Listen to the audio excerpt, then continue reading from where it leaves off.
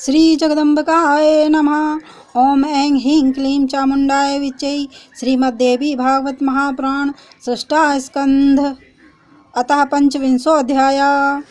पांडु और विदुर के जन्म की कथा। पांडवों का जन्म, पांडु की मृत्यु, द्रौपदी स्वयंवर, राजसूय यज्ञ, कपट धूत तथा वनवास और व्यास जी के मोह का वर्णन। व्यास जी बोले, मेरी वह बात सुनकर वह राजकुमारी सत्यवती चकित हो गई और पुत्र के लिए अत्यंत व्यग्र होकर मुझसे कहने लगी, हे पुत्र, काशीराज की श्रेष्ठ पुत्री वधू अम्बालिका विचित्रवीर की भार्या है, जो विधवा तथा पति शोक से संतप्त है। वह सभी शुभ लक्षणों से संपन्न और रूप तथा यौवन से युक्त है। तुम उसके साथ सरसंग करके प्रिय पुत्र उत्पन्न करो।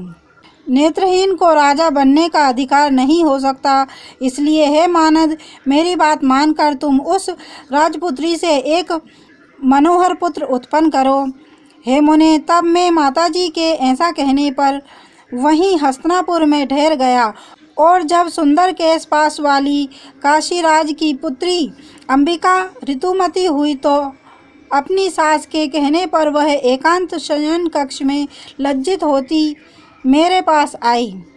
वहाँ मुझ जटाधारी, इंद्रिय निग्रही तथा श्रृंगार रस से अनभिज्ञ तपस्वी को देखकर उसके मुख पर पसीना आ गया, शरीर पीला पड़ गया और उसका मन बहुत खिन्न हो गया।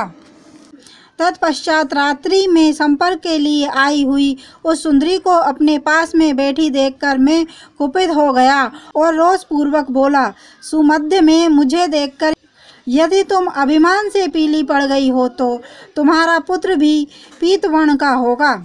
ऐसा कहकर मैं उस अंबिका के साथ रात भर वहीं रहा और फिर माता से आज्ञा लेकर अपने आश्रम के लिए प्रस्थित हो गया। तदंतर समय आने पर उन दोनों ने अंधे तथा पांडुवर्ण के 2 पुत्र उत्पन्न किए। वे दोनों धृतराष्ट्र तथा पांडु नाम से प्रसिद्ध हुए। उन दोनों राजकुमारों को इस प्रकार का देखकर मेरी माता खिन्नमनस्क हो गई। तत्पश्चात 1 वर्ष के अंतर मुझे बुलाकर उन्होंने कहा, हे द्वैपायन, इस प्रकार के दोनों पुत्र राज करने के योग्य नहीं हैं, अतएव तुम एक अन्य मनोहर पुत्र उत्पन्न करो जो मुझे अत्यंत प्रिय हो। वैसा ही होगा। मेरे इस प्रकार कहने पर माता अत्यंत प्रसन्न हो गई। इसके बाद ऋतुकाल आने पर माता ने पुत्र हेतु अंबिका से प्रार्थना की, हे पुत्री, हे सुमुखी, व्यास के साथ समागम करके तुम कुरुवंश चलाने का तथा राज करने योग्य एक अद्वितीय पुत्र उत्पन्न करो। उस समय लज्जा से युक्त वधू अंबिका ने कुछ भी नहीं कहा और मैं माता की वह बात मानकर रात में शयनागार में चला गया। तत्पश्चात अंबिका ने विचित्रवीर की रूप यौवन संपन्न दासी को सुंदर आभूषण तथा वस्त्र पहनाकर मेरे पास भेज दिया। शरीर पर चंदन लगाए, फूल की मालाओं से विभूषित तथा सुंदर केशों वाली वह सुंदरी हंस की भांति मंद मंद चलती हुई बड़े हाव भाव से मेरे पास आई। मुझसे पलंग पर बैठकर वह भी प्रेम पूर्वक मेरे साथ बैठ गई। हे मुने, उसके इस प्रेम पूर्ण हाव भाव से मैं अत्यंत प्रसन्न हुआ। हे नारद, रात्रि में मैंने उसके साथ प्रेम पूर्वक विहार किया और पुनः प्रसन्न होकर उसे वरदान दिया, हे सुभगे, तुम्हें सभी शुभ लक्षणों से संपन्न, रूपवान, सभी धर्मों का ज्ञाता, सत्यवादी तथा शांत स्वभाव वाला पुत्र उत्पन्न होगा।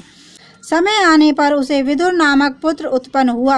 इस प्रकार मुझसे 3 पुत्रों की उत्पत्ति हुई। हे साधो, पर क्षेत्र में मेरे द्वारा उत्पन्न किए गए इन पुत्रों के प्रति मेरी ममता बढ़ने लगी।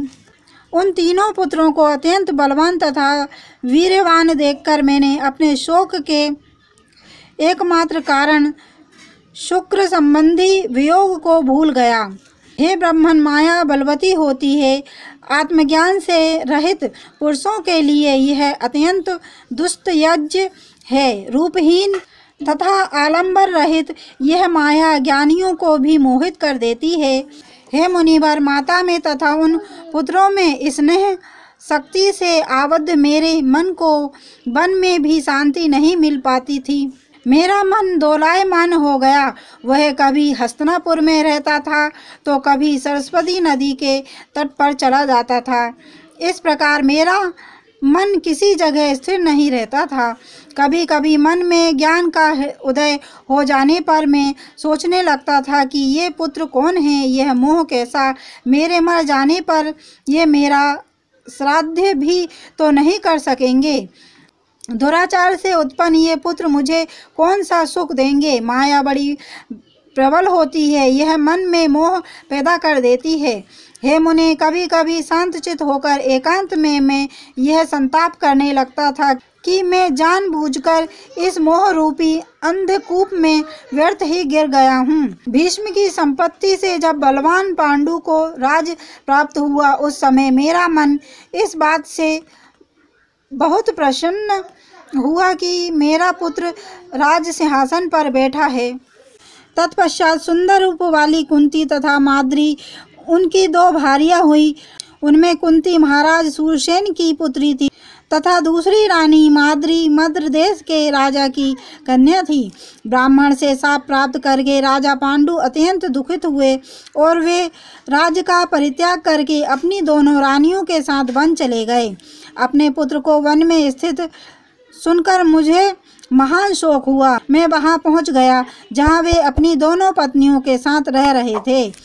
वन में उन पांडु को सांत्वना देकर मैं पुनः हस्तिनापुर आ गया और वहां धृतराष्ट्र के साथ बातचीत करके सरस्वती नदी के तट पर पुनः चला गया। वन में अपने आश्रम में उन्होंने धर्म, वायु, इंद्र तथा दोनों अश्विनी कुमारों से 5 क्षेत्रज्ञ पुत्रों को 5 पांडवों के रूप में उत्पन्न कराया। धर्मज्ञ वायु तथा इंद्र से उत्पन्न हुए युधिष्ठिर, भीमसेन तथा अर्जुन ये कुंती पुत्र कहे गए हैं। इसी तरह नकुल तथा सहदेव ये दोनों माद्री के पुत्र हुए। एक दिन महाराज पांडु एकांत में माद्री का आलिंगन करके पूर्व शाप के कारण मृत्यु को प्राप्त हो गए। तत्पश्चात मुनि ने उनका दाह संस्कार किया और माद्री सती होकर पति के साथ प्रज्वलित अग्नि में प्रविष्ट हो गई और पुत्रों से युक्त कुंती वहीं स्थिर रह गई। तत्पश्चात मुनि लोग पति विहीन उस दुखित सूरसेन पुत्री कुंती को उसके पुत्रों सहित हस्तिनापुर ले आए और उसे भीम तथा महात्मा विदुर को सौंप दिया। यह सुनकर मैं उन पांडु पुत्रों के कारण सुख दुख से पीड़ित हो गया। पांडु के ये पुत्र हैं ऐसा सोचकर भीष्म, मतिमान, विदुर तथा धृतराष्ट्र प्रेम पूर्वक उनका पालन पोषण करने लगे। धृतराष्ट्र के दुर्योधन आदि जो क्रूर हृदय वाले पुत्र थे, वे एक समूह बनाकर उनका घोर विरोध करने लगे। तत्पश्चात द्रोणाचार्य वहां आए और भीष्म ने उनका सम्मान किया। उन्होंने पुत्रों को धनुर्विद्या की शिक्षा देने के लिए उन्हें उसी पुर में रख लिया। कुंती ने उत्पन्न होते ही जब बालक कर्ण का परित्याग कर दिया, तब अधिरथ नामक सूत ने नदी में बहते हुए उस कर्ण को पाया और उसका पालन पोषण किया। सर्वश्रेष्ठ वीर होने के कारण कर्ण दुर्योधन का प्रिय हो गया। बाद में भीम तथा दुर्योधन आदि में परस्पर विरोध भाव उत्पन्न हो गया।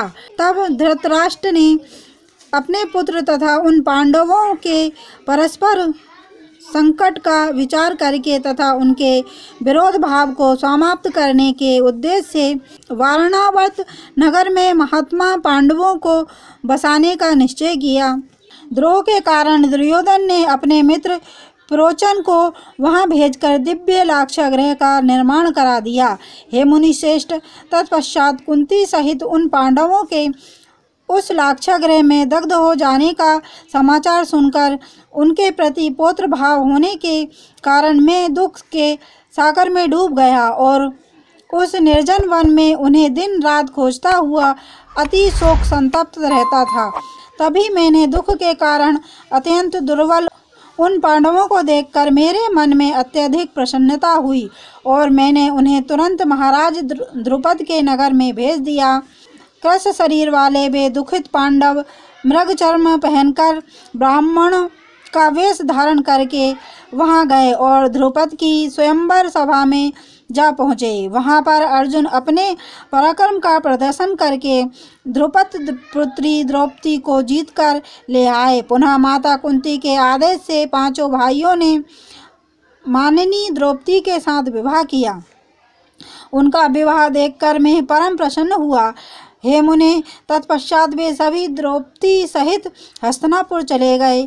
धृतराष्ट्र ने उन पांडवों के रहने के लिए खांडव प्रस्थ देने का निश्चय किया। हे द्विजश्रेष्ठ नारद, वसुदेव नंदन भगवान श्री कृष्ण ने अर्जुन के साथ अग्निदेव को संतुष्ट किया। पांडवों ने जब रासवी यज्ञ किया तब मैं बहुत प्रसन्न हुआ। उन पांडवों का वैभव तथा मय दानव द्वारा निर्मित की गई सभा को देखकर दुर्योधन अत्यंत दुखित हुआ और उसने धृतराष्ट्र की योजना बनाई। शकुनी कपटपूर्ण धूर्त में अति निपुण था तथा धर्मराज युधिष्ठिर पासे के खेल से अनभिज्ञ थे। अतएव दुर्योधन ने धृतराष्ट्र के माध्यम से पांडवों का संपूर्ण राज्य तथा धन छीन लिया तथा द्रौपदी को भी अपमानित किया। दुर्योधन ने द्रौपदी सहित पांचों पांडवों को 12 वर्ष की अवधि तक वन में निवास करने के लिए निर्वासित कर दिया। इससे मुझे बहुत दुख हुआ।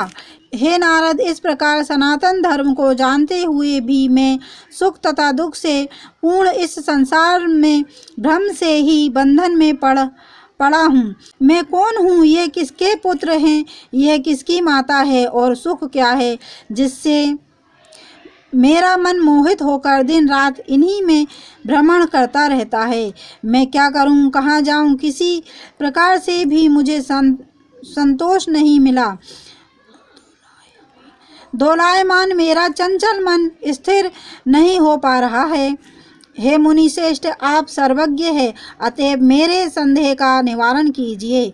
आप कोई ऐसा उपाय कीजिए जिससे मैं संताप रहित होकर सुखी हो जाऊं। इति श्रीमद्देवी भागवते महापुराणे अष्टादशसहस्रस्यां संहितां षष्ठः स्कन्धे व्यासस्वीकीय मोहवर्णनम नामः 25वां अध्याय। और देवी भागवत की महिमा सुनना अगर आपको पसंद है तो चैनल को लाइक एंड सब्सक्राइब करें। धन्यवाद।